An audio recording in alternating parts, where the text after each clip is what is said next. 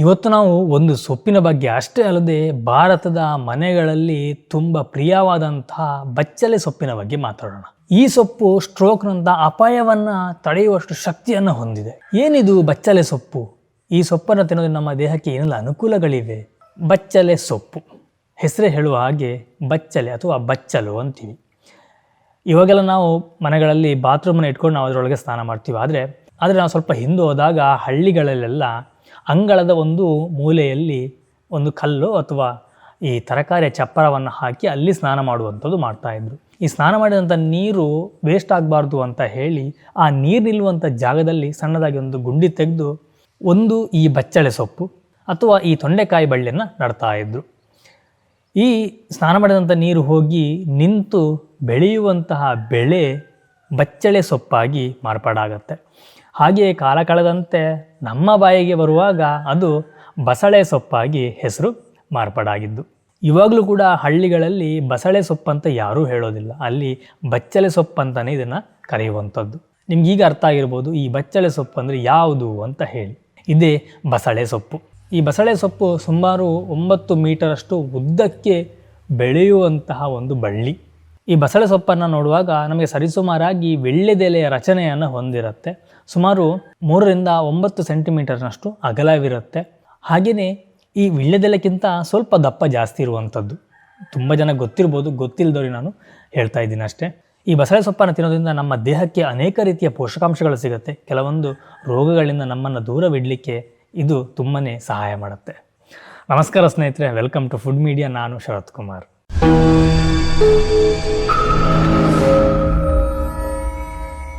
ಸ್ನೇಹಿತರೆ ಬನ್ನಿ, ನಾನು ನಿಮಗೆ ಬಸಳೆ ಸೊಪ್ಪನ್ನು ತೋರಿಸ್ತೀನಿ. ಆ್ಯಕ್ಚುಲಿ ನಾವಿಲ್ಲಿ ಸಣ್ಣದಾಗಿ ಒಂದು ಬಸಳೆ ಗಿಡವನ್ನು ನಟ್ಟಿದ್ವಿ. ಸ್ವಲ್ಪ ಬೆಳೆದು ಸ್ವಲ್ಪ ದೊಡ್ಡದಾಗಿದೆ. ನಾವೊಂದು 2-3 ಸಲ ಆಯಿತು ಅದನ್ನು ತೆಗೆದು ನಮ್ಮ ಮನೆಯ ಉಪಯೋಗ ಮಾಡಿರುವಂಥದ್ದು. ಇವತ್ತು ಇದ್ರ ಬಗ್ಗೆ ನಿಮಗೆ ಸಂಪೂರ್ಣವಾಗಿ ಮಾಹಿತಿ ಕೊಡೋಣ ಅಂತ ಅಂದ್ಕೊಂಡಿದ್ದೀನಿ. ಬನ್ನಿ, ನಾವು ಇವತ್ತಿನ ಈ ಬಸಳೆ ಸೊಪ್ಪಿನ ಮಹತ್ವದ ಬಗ್ಗೆ ಸಂಪೂರ್ಣವಾಗಿ ತಿಳಿಯೋಣ.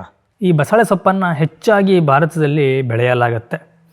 ಹಾಗೆಯೇ ಪಕ್ಕದ China, Ceylon, Malaysia, Africa, America ಮತ್ತು ಬ್ರೆಜಿಲ್ ದೇಶದಲ್ಲಿ ಕಂಡುಬರುತ್ತೆ.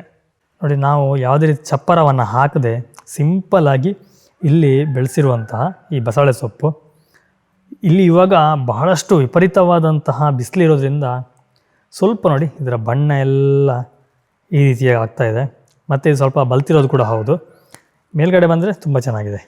ಇದನ್ನು ಚಪ್ಪರ ಹಾಕಿ ಬೆಳೆಸಬೇಕು, ಬಹಳ ಚೆನ್ನಾಗಿ ಬರುತ್ತೆ. ಬಟ್ ನಾವೇನು ಮಾಡಿದ್ವಿ, ಇಲ್ಲಿ ಸ್ವಲ್ಪ ಈ ಕಂಬ ಗೆಂಬೆಲ್ಲ ಸಿಗದೇ ಇರೋದ್ರಿಂದ ಈ ರೀತಿಯಾಗಿ ಅಡಿಕೆಯ ಸೋಗೆಯನ್ನು ಹಾಕಿ ನಾವು ಅದ್ರ ಮೇಲೆ ಬಿಟ್ಟಿರುವಂಥದ್ದು. ಹೇಗೂ ಹಿಂದುಗಡೆ ಅಡಿಕೆ ತೋಟ ಇದೆ, ಅದರ ಸೋಗೆಯನ್ನು ಹಾಕಿ ಈ ರೀತಿಯಾಗಿ ಮಾಡಿರುವಂಥದ್ದು. ಇದನ್ನು ನಾವು ಚೆನ್ನಾಗಿ ಚಪ್ಪರವನ್ನು ಏನಾದರೂ ಹಾಕಿ ಮಾಡಿದ್ರೆ ಇನ್ನಷ್ಟು ಚೆನ್ನಾಗಿ ಬರುತ್ತೆ. ನೋಡಿ, ಇಷ್ಟು ಉದ್ದ ಮತ್ತು ತುಂಬ ಚೆನ್ನಾಗಿ ಬಂದಿದೆ. ನೋಡಿ, ಇಲ್ಲಿ ತನಕ ಇದೆ, ಇಷ್ಟು ಉದ್ದವಾಗಿ ಬಂದಿದೆ. ಈ ಬಸಳೆಯನ್ನು ಇಂಗ್ಲೀಷ್ನಲ್ಲಿ ಮಲಬಾರ್ ಸ್ಪಿನಚ್ ಅಂತ ಹೇಳಿ ಕರೀತಾರೆ. ಇದರ ವೈಜ್ಞಾನಿಕ ಹೆಸರು ಬಸೆಲ್ಲಾ ಅಲ್ಬಾ. ಹಳ್ಳಿ ಮನೆಯ ಹಿತ್ತಲಲ್ಲಿ ಸಾಮಾನ್ಯವಾಗಿ ಬಸಳೆ ಸೊಪ್ಪಿನ ಬಳ್ಳಿಗಳನ್ನು ನಾವು ಕಾಣಬಹುದು. ಈ ಬಸಳೆ ಸೊಪ್ಪಿನಲ್ಲಿ ಅಡಕವಾಗಿರುವಂತಹ ಕಬ್ಬಿಣದಂಶ, ಕ್ಯಾಲ್ಶಿಯಂ, ಪ್ರೋಟೀನ್ ಮತ್ತು ವಿಟಮಿನ್ ಎ, ವಿಟಮಿನ್ ಸಿ ಎಲ್ಲವೂ ನಮ್ಮ ಆರೋಗ್ಯಕ್ಕೆ ಬಹಳಷ್ಟು ಒಳ್ಳೆಯದು. ಪ್ರತಿ 100 ಗ್ರಾಂ ಬಸಳೆ ಸೊಪ್ಪಿನಲ್ಲಿ ಸರಿಸುಮಾರು 8,000 ಯೂನಿಟ್ಸ್ನಷ್ಟು ವಿಟಮಿನ್ ಎ ಅಂಶ ಅಡಕವಾಗಿದೆ. ಇದರಲ್ಲಿ ಉತ್ತಮ ಪ್ರಮಾಣದ ಆ್ಯಂಟಿ ಆಕ್ಸಿಡೆಂಟ್ಗಳಿವೆ. ವಿಶೇಷವಾಗಿ ಬೀಟಾ ಕ್ಯಾರೋಟಿನ್ ಮತ್ತು ಲುಟಿನ್ ನೈಸರ್ಗಿಕವಾಗಿ ಸಿಗುವ ರಾಸಾಯನಿಕಗಳು ನಮ್ಮ ಜೀವಕೋಶಗಳನ್ನು ವಯಸ್ಸಾಗದಂತೆ ನೋಡಿಕೊಳ್ಳುತ್ತೆ. ಇದರ ಜೊತೆಗೆ ವಿಟಮಿನ್ ಸಿ, ಕಬ್ಬಿಣ ಮತ್ತು ಕ್ಯಾಲ್ಶಿಯಂ ಅಂಶ ಸಮೃದ್ಧವಾಗಿದೆ. ಬಾಯಿಯಲ್ಲಿ ಉಂಟಾಗುವ ಹುಣ್ಣಿನಿಂದ ಹಿಡಿದು ಸರ್ವ ರೋಗಕ್ಕೂ ಮದ್ದು ಎಂಬ ಖ್ಯಾತಿ ಈ ಬಸಳೆ ಸೊಪ್ಪಿಗಿದೆ. ಬಹಳ ಹಿಂದಿನಿಂದಲೂ ನಮ್ಮ ಹಿರಿಯರು ಬಸಳೆ ಸೊಪ್ಪನ್ನು ತಮ್ಮ ದಿನನಿತ್ಯದ ಅಡುಗೆಯಲ್ಲಿ ಪದಾರ್ಥವಾಗಿ ಉಪಯೋಗ ಮಾಡ್ತಾ ಇದ್ದಾರೆ. ಇದರಲ್ಲಿ ಪೊಲೆಟ್ ಅಂಶ ಅಧಿಕವಾಗಿದ್ದು ಇದು ಸಾಮಾನ್ಯವಾಗಿ ರಕ್ತದಲ್ಲಿನ ಹಿಮೋಸಿಸ್ಟಿನ್ ಮಟ್ಟವನ್ನು ತಗ್ಗಿಸುತ್ತೆ. ಮನುಷ್ಯನಲ್ಲಿ ಈ ಅಂಶ ಜಾಸ್ತಿ ಆದರೆ ಹಾರ್ಟ್ ಅಟ್ಯಾಕ್ ಮತ್ತು ಪಾರ್ಶ್ವವಾಯುವಿಗೆ ಕಾರಣವಾಗುವಂತಹ ಸಾಧ್ಯತೆ ಇದೆ. ಬಸಳೆ ಸೊಪ್ಪಿನಲ್ಲಿ ಅಡಕವಾಗಿರುವಂತಹ ವಿಟಮಿನ್ ಕೆ ನಮ್ಮ ಮೂಳೆಯ ಆರೋಗ್ಯಕ್ಕೆ ಬಹಳಷ್ಟು ಸಹಕಾರಿ. ಇದು ದೇಹದಿಂದ ಕ್ಯಾಲ್ಶಿಯಂ ಹೀರಿಕೊಳ್ಳುವಿಕೆಯನ್ನು ಸುಧಾರಿಸುತ್ತೆ. ಬಸಳೆ ಸೊಪ್ಪು 250 ಮಿಲಿಗ್ರಾಂನಷ್ಟು ಕ್ಯಾಲ್ಶಿಯಮನ್ನು ಹೊಂದಿರುತ್ತೆ. ಆದ್ದರಿಂದ ಈ ಕ್ಯಾಲ್ಶಿಯಂಗಳು ನಮ್ಮ ಮೂಳೆಗಳು ಮತ್ತು ಹಲ್ಲುಗಳಿಗೆ ಹೆಚ್ಚು ಅಗತ್ಯವಾಗಿರುತ್ತೆ. ಮೂಳೆಗಳ ವೃದ್ಧಿಗಾಗಿ ವಾರದಲ್ಲಿ 2ರಿಂದ 3 ಬಾರಿ ಬಸಳೆ ಸೊಪ್ಪನ್ನು ನಾವು ಸೇವನೆ ಮಾಡಬೇಕು. ಮೂಳೆಗಳ ಆರೋಗ್ಯವನ್ನು ವೃದ್ಧಿಸುವುದರ ಜೊತೆಗೆ ಮೂಳೆಗಳನ್ನು ಬಲಪಡಿಸುವಂಥ ಕೆಲಸವನ್ನು ಕೂಡ ಮಾಡುತ್ತೆ. ನಾವು ಬಸಳೆ ಸೊಪ್ಪನ್ನು ನಿಯಮಿತವಾಗಿ ಸೇವನೆ ಮಾಡೋದ್ರಿಂದ ಮಾನಸಿಕ ಖಿನ್ನತೆ ಮತ್ತು ಮಾನಸಿಕ ಆತಂಕಗಳನ್ನು ದೂರ ಮಾಡಬಹುದು. ಈಗಾಗಲೇ ಮಾನಸಿಕ ಖಿನ್ನತೆಗೆ ಒಳಗಾಗಿದ್ದರೆ ಅಂಥವರಿಗೆ ಈ ಬಸಳೆ ಸೊಪ್ಪನ್ನು ನಿಯಮಿತವಾಗಿ ಕೊಡಿ. ಇದರಲ್ಲಿರುವಂತಹ ಪೋಷಕಾಂಶಗಳು ನಮ್ಮ ಮಾನಸಿಕ ಖಿನ್ನತೆಯನ್ನು ದೂರ ಮಾಡಿ ಮಾನಸಿಕ ಚೈತನ್ಯವನ್ನು ಹಾಗೆ ಮಾನಸಿಕ ಆರೋಗ್ಯವನ್ನು ವೃದ್ಧಿಪಡಿಸಲಿಕ್ಕೆ ಸಹಾಯ ಮಾಡುತ್ತೆ. ನಮ್ಮ ದೇಹದಲ್ಲಿ ಅತಿ ಸೂಕ್ಷ್ಮವಾದಂತಹ ಒಂದು ಭಾಗ ಅಂತಂದರೆ ಅದು ಚರ್ಮ. ಸಾಮಾನ್ಯವಾಗಿ ಎಲ್ಲರೂ ಚರ್ಮದ ಕಾಂತಿಗಾಗಿ ನಾನಾ ರೀತಿಯ ಪ್ರಯೋಗಗಳನ್ನು ಮಾಡ್ತಾ ಇರ್ತೀರಿ. ನಿಮಗೆ ಹೊಳೆಯುವಂಥ ಚರ್ಮ ಪಡಿಬೇಕು ಅಂತ ಇದ್ದರೆ ನೀವು ವಾರದಲ್ಲಿ 1-2 ಬಾರಿ ಆದರೂ ಬಸಳೆ ಸೊಪ್ಪನ್ನು ಸೇವನೆ ಮಾಡಲೇಬೇಕು.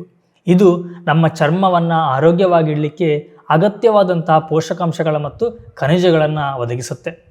ಬಸಳೆ ಸೊಪ್ಪು ಒಳಗೊಂಡಿರುವಂತಹ ಕೆಲವು ಪ್ರಮುಖ ಪೋಷಕಾಂಶಗಳಲ್ಲಿ ವಿಟಮಿನ್ ಎ, ವಿಟಮಿನ್ ಸಿ ಮತ್ತು ವಿಟಮಿನ್ ಕೆ ಹೊಂದಿದೆ. ಇವೆಲ್ಲವೂ ನಮ್ಮ ಚರ್ಮದ ಆರೋಗ್ಯವನ್ನು ಕಾಪಾಡಲಿಕ್ಕೆ ಬಹಳ ಪ್ರಮುಖವಾದ ಪಾತ್ರವನ್ನು ವಹಿಸುತ್ತೆ.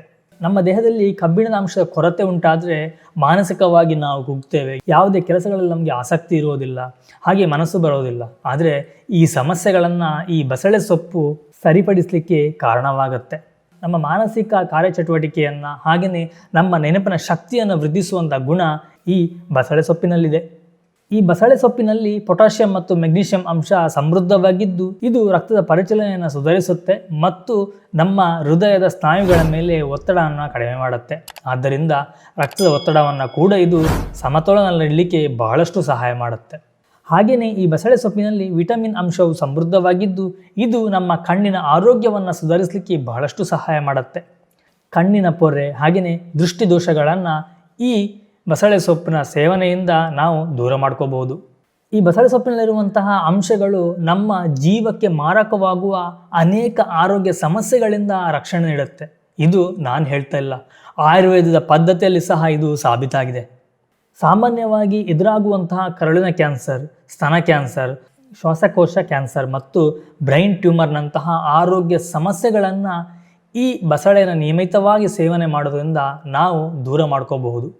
ಗರ್ಭಿಣಿಯಾಗುವಂಥ ಮಹಿಳೆಗೆ ಗರ್ಭಧಾರಣೆ ಆದ ದಿನದಿಂದ ಹೆರಿಗೆ ಆಗೋ ತನಕ ತಮ್ಮ ಆರೋಗ್ಯದ ಪ್ರತಿ ವಿಚಾರದಲ್ಲೂ ಮುಖ್ಯವಾಗಿ ಕಾಳಜಿ ವಹಿಸಬೇಕಾಗತ್ತೆ. ಕೆಲವು ಮಹಿಳೆಯರಿಗೆ ದೇಹದಲ್ಲಿ ಕೆಲವು ಅಗತ್ಯವಾದ ಅಂಶಗಳ ಕೊರತೆ ಇರುತ್ತೆ. ಗರ್ಭದಲ್ಲಿರುವಂತಹ ಮಗುವಿನ ಹೃದಯ, ಕೈಕಾಲು, ಬೆನ್ನು ಹುರಿಗೆ ಸಂಬಂಧಪಟ್ಟ ಆರೋಗ್ಯ ಸಮಸ್ಯೆಗಳು ಎದುರಾಗುತ್ತೆ. ಮುಖ್ಯವಾಗಿ ಫೋಲೇಟ್ ಅಂಶ ಕೊರತೆಯಿಂದ ಮಗು ಹುಟ್ಟಿದ ಮೇಲೆ ಕೆಲವು ಸಮಸ್ಯೆಗಳು ಹಾಗೆ ಮುಂದುವರಿಯುತ್ತೆ.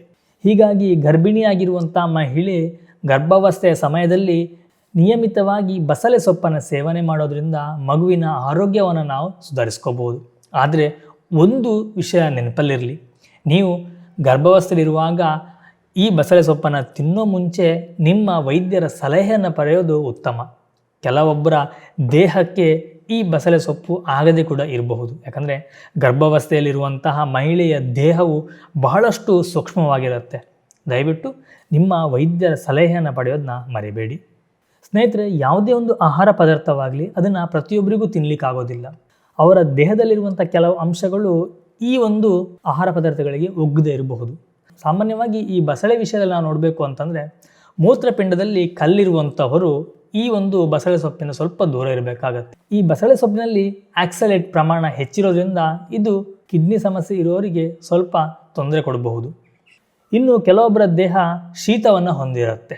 ಇವರು ಸಾಮಾನ್ಯವಾಗಿ 1 ಲೋಟ ತಣ್ಣೀರು ಕುಡಿದ್ರೂ ಕೂಡ ಶೀತ ಆಗುವಂಥದ್ದು ಅಂತ ದೇಹದ ಪ್ರಕೃತಿಯನ್ನು ಹೊಂದಿರ್ತಾರೆ. ಅಂಥವರು ಈ ಬಸಳೆ ಸೊಪ್ಪಿಂದ ಸ್ವಲ್ಪ ದೂರ ಇರಬೇಕಾಗತ್ತೆ ಅಥವಾ ತಿನ್ನದೇ ಇರೋದು ಕೂಡ ಒಳ್ಳೆಯದು ಅಂತೇಳಿ ಹೇಳ್ಬೋದು. ಇದರಲ್ಲಿ ನಾರಿನಾಂಶ ಹೆಚ್ಚಿರೋದ್ರಿಂದ ಅತಿಯಾಗಿ ಸೇವಿಸಿದರೆ ಕೆಲವರಿಗೆ ಹೊಟ್ಟೆ ಉಬ್ಬರ ಅಥವಾ ಅತಿಸಾರ ಅಂತಂದರೆ ಲೂಸ್ ಮೋಷನ್ ಆಗುವಂತಹ ಸಾಧ್ಯತೆಗಳು ಇದೆ. ಸ್ನೇಹಿತರೆ, ಒಂದು ವೇಳೆ ನೀವೇನಾದರೂ ನಿರ್ದಿಷ್ಟ ಒಂದು ಆರೋಗ್ಯ ಸಮಸ್ಯೆಗೆ ನೀವು ಈ ಒಂದು ಬಸಳೆಯನ್ನು ಔಷಧಿಯಾಗಿ ನೀವು ತಗೊಳ್ತೀನಿ ಅನ್ನೋದಾದರೆ ದಯವಿಟ್ಟು ನಿಮ್ಮ ಹತ್ತಿರದ ಡಾಕ್ಟರ್ ಅಥವಾ ನಿಮ್ಮ ರೆಗ್ಯುಲರ್ ಡಾಕ್ಟರ್ ಇರ್ತಾರಲ್ವ ಅವರ ಒಂದು ಸಲಹೆಯನ್ನು ಪಡೀರಿ. ಅಥವಾ ನಿಮ್ಮ ಹತ್ತಿರದಲ್ಲಿ ಯಾರಾದರೂ ಆಯುರ್ವೇದದ ಡಾಕ್ಟರ್ ಇದ್ದರೆ ಅವರ ಒಂದು ಸಲಹೆಯನ್ನು ಪಡೆದು ಇದನ್ನು ನೀವು ನಿಮ್ಮ ಪ್ರತಿನಿತ್ಯದ ಆಹಾರದಲ್ಲಿ ಸೇವನೆ ಮಾಡೋದು ಬಹಳಷ್ಟು ಉತ್ತಮ. ಸ್ನೇಹಿತರೆ, ನೋಡಿದ್ರಲ್ಲ, ಇದಿಷ್ಟು ಈ ಬಸಳೆ ಸೊಪ್ಪನ್ನು ತಿನ್ನೋದ್ರಿಂದ ನಮ್ಮ ದೇಹಕ್ಕೆ ಆಗುವಂಥ ಅನುಕೂಲಗಳು. ನಾವು ಕೆಲವೊಂದು ಸೊಪ್ಪುಗಳನ್ನು ತಿನ್ನೋದೇ ಇಲ್ಲ. ದಯವಿಟ್ಟು ಆಯಾಯ ಸೀಸನಿಗೆ ಯಾವ್ಯಾವ ಸೊಪ್ಪುಗಳು ಸಿಗುತ್ತೋ ಅದನ್ನೆಲ್ಲ ತಿನ್ನಿ. ನಿಮ್ಮ ದೇಹವನ್ನು ನೀವು ಅನಾರೋಗ್ಯದಿಂದ ಕಾಪಾಡ್ಕೋಬೋದು. ಕೆಲವೊಂದು ಸಾಂಕ್ರಾಮಿಕ ರೋಗದಿಂದ ಸಹ ನಮ್ಮ ದೇಹವನ್ನು ಈ ಸೊಪ್ಪುಗಳು ಕಾಪಾಡುತ್ತೆ. ನಮಗೆ ಈ ಸೊಪ್ಪಿನ ಬಗ್ಗೆ ಮಾಹಿತಿ ಇದ್ದೋ ಮಾಹಿತಿ ಇಲ್ಲದೇನೋ ನಾವು ತಿಂತಾ ಇರ್ತೀವಿ. ಆದರೆ ಇವೆಲ್ಲ ನಮ್ಮ ದೇಹವನ್ನು ಕಾಪಾಡ್ತಾ ಇರ್ತವೆ. ಸ್ನೇಹಿತರೆ, ಈ ಒಂದು ಮಾಹಿತಿ ನಿಮಗೆ ಇಷ್ಟ ಆಗಿದೆ ಅಂತ ಅಂದ್ಕೊಳ್ತೀನಿ. ಇಷ್ಟ ಆಗಿದ್ರೆ ಒಂದು ಲೈಕ್ ಕೊಡಿ, ಹಾಗೆಯೇ ನಿಮ್ಮ ಫ್ರೆಂಡ್ಸ್ ಆ್ಯಂಡ್ ಫ್ಯಾಮಿಲಿ ಜೊತೆ ಶೇರ್ ಮಾಡಿ. ನಾನು ನಿಮಗೆ ಮುಂದಿನ ಒಂದು ವಿಡಿಯೋದಲ್ಲಿ ಸಿಗ್ತೀನಿ, ಒಂದೊಳ್ಳೆ ರೆಸಿಪಿ, ಒಂದೊಳ್ಳೆ ಗಿಡಮೂಲಿಕೆ ಅಥವಾ ಒಂದು ಒಳ್ಳೆಯ ಇನ್ಫಾರ್ಮೇಷನ್ ಜೊತೆ. Thank you. ಬಾಯ್. ನಮಸ್ಕಾರ.